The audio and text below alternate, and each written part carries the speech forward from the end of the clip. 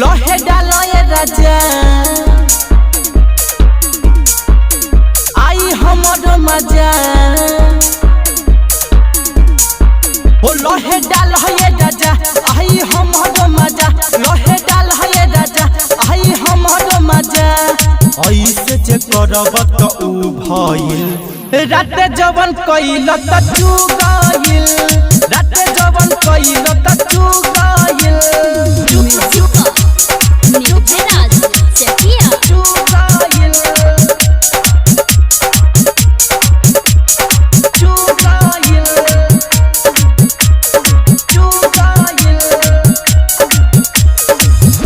खुलल बा खजाना ना होई हम पे गहना जैसे मन करे लेला होई हम तोहरे जाना बाकी यही सन कर कनी धीर धर बाकी यही सन कर कनी धीर धर सुख कही से मुँह गइल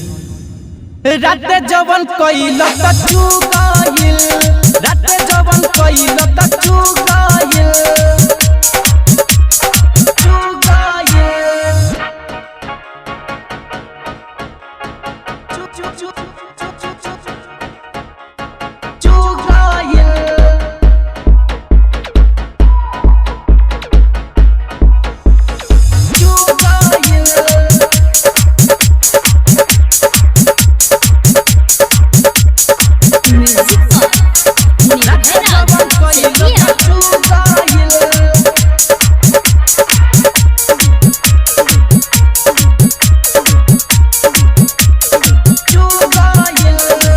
सैया पंकज दीवाना हाथ मलतनी ऊपर अब सेखनी से अब सुना अब लागे हेला सुपर राइटर गुंजन मनीष लगाई तो कह नहीं पाई राइटर गुंजन लगाई तो कह नहीं पाई ऐसे करब तो भइल रात जवन कइल त तू गइल रात जवन कइल त तू गइल